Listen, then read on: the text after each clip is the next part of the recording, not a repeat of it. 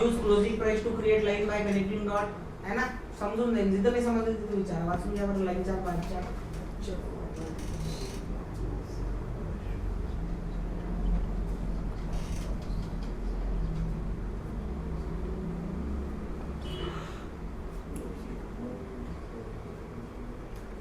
ठीक आहे. Line chart मध्ये काय काय प्रॉब्लेम आहे, ऍडव्हान्टेज आहे, डिसएडव्हान्टेज आहे ते पण समजत असतील तुम्हाला. ठीक आहे.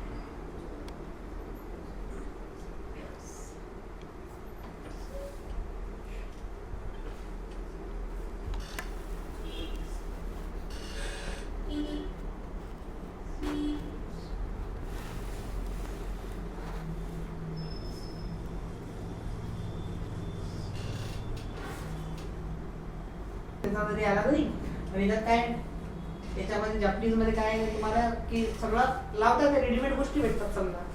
ओके. जपानीज आहे, त्यानंतर अजून कोरियन चार्ट पण राहते.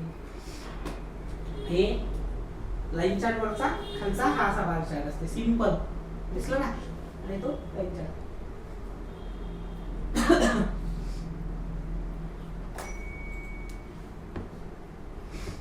जापनीज चार्टची हिस्ट्री पाहूया काय आहे. तर before we jump in the is worth spending time understanding the history of Japanese candlestick. At the name suggest the candlestick originated from Japan. बरोबर. The earliest use of candlestick data dates back to the 18th century म्हणजे 1800च्या काळामध्ये by Japanese rice merchant name होमोमोनिशिया.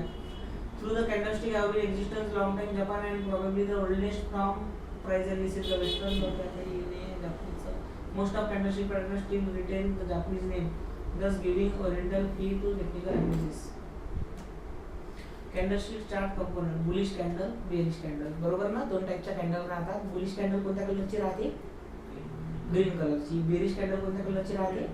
Red कलरची. Centre real body मनातली जी main असते समजा, ते आता तुम्ही नेक्स्ट मध्ये चित्रच असणार समजा. ठीक आहे. पहिले वाचून दाखवतो मग ते दाखवतो. Centre real body rectangular body connecting opening closing price upper shadow दिसून राहिला. Upper shadow wing high point two the close connect low point lower shadow दिसली ना. लोअर शॅडो अप्पर शॅडो म्हणजे कोणतं? जी वीक असते ना वरची लाईन समजा त्याला म्हणतात. बरोबर ना. Representation blue green white showcase upward time moment. Bearish candle मध्ये काय आहे की ते समजा ओपनिंग आणि क्लोजिंग आपल्याला भेटते. फक्त बुलिश मध्ये जे रेक्टँग्युलर राहते ते खालून सुरू झालेले असते आणि वर क्लोज झालेले असते, आणि बेरिश मध्ये वरून सुरू झालेले असते आणि खाली क्लोज झालेले असते. ओके. याच्यामध्ये कन्फ्यूज नाही व्हायचं. इंटरप्रिटेशन पुढे आहे की नाही? हा आहे. हे बघा समजा आता हे आहे, हे कोणती कॅन्डल आहे? बुलिश कॅन्डल आहे. बरोबर ना. हे आहे खालची शॅडो, हे आहे वरची शॅडो. बरोबर ना. कॅन्डल कुठून चालू झाली? इथून इथून सुरू झाली. बरोबर. इथून ओपन झाली आणि इथं क्लोज झाली. आता इथून ओपन झाली, मग इथं गेली, मग इथं आली. बरोबर. परत इथं गेली, मग परत इथं गेली, मग इथून इथं क्लोज झाली. बरोबर ना. कळलं ना. तर त्याला म्हणतात बुलिश कॅन्डल. आणि बेरिश कॅन्डल कुठून सुरू झाली? इथून सुरू झाली कॅन्डल, इथून सुरू झाली, परत वर गेली, ग्रीन झाली मस्त. बरोबर. पण नंतर क्लोज व्हायचा पहिलेच लगेच खाली आली, फुल खाली आली, मग डबल थोडं रिट्रेसमेंट करून इथं क्लोज झाली. बरोबर ना. त्याला म्हणतात बेरिश कॅन्डल. ठीक आहे. याच्यामध्ये काही सांगायचं नाही काम. बेसिक आहे एकदम. Interpretation and exercise. Exercise given original data आहे झालं ना आपलं. A note on time frame. घ्या आता. इम्पॉर्टंट. ओके. लिहूनच घेणार आहे. Time frame overview.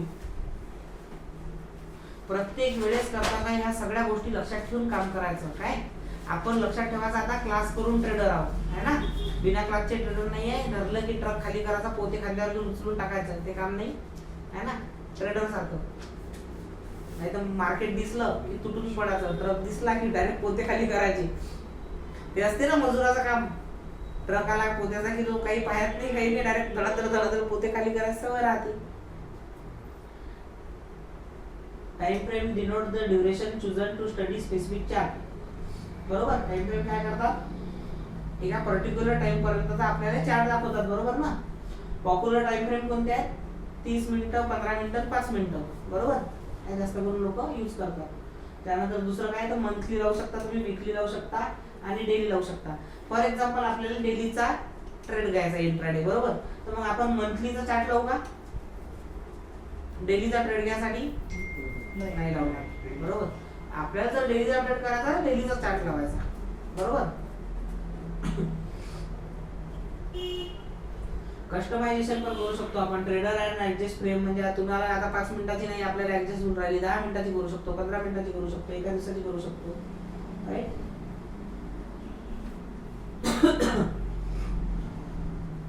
ते कॅरेक्टरिस्टिक लिहायचं काम नाही आहे. टाइम फ्रेमचे कॅरेक्टरिस्टिक काय असतात? मंथली मध्ये capture open high low close is 12 candle of for the year. बरोबर ना. मंथली मध्ये करसाल तर वीकली मध्ये करसाल तर 52 कॅन्डल फॉर अ इयर. पाहून घ्या.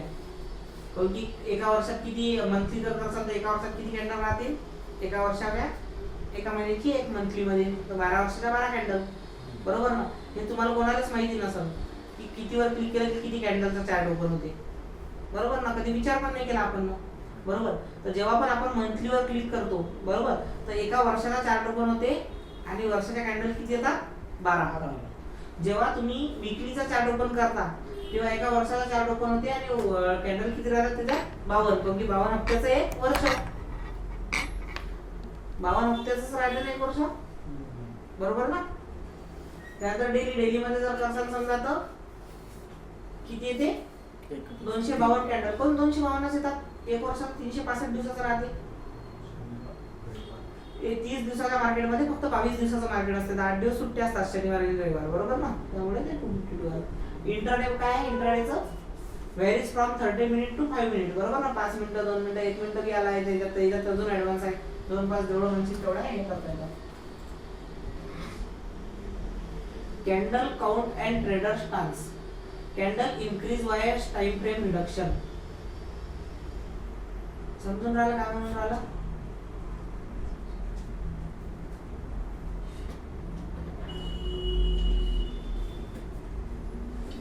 जर तुम्ही जास्त कॅन्डल घेसाल समजा टाइम फ्रेम 2 मिनिटं 5 मिनिटं एवढी आपण करतो ना.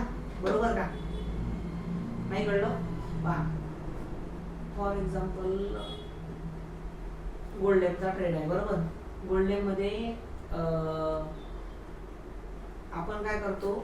जर तुम्ही 1 मिनिट वर करसाल तर एका मिनिटाच्या जे 5 मिनिटाची एकच कॅन्डल होती त्या एका कॅन्डलच्याच लय मोठ्या कॅन्डल होऊन जातात ना. 5 कॅन्डलला बनून जातात ना. म्हणजे जशा कॅन्डलला वाढतील तशी टाइम फ्रेम कमी होते. बरोबर ना. समजलं आता. Trader stand point choice of the frame crucial based on the trading approach differentiation formation from night. ठीक आहे. Trade stance and time frame selection. हा हे इम्पॉर्टंट. लिहा, हे लिहून घ्या. काय? Trader stance and time frame selection. Time frame selection कसं करायचं?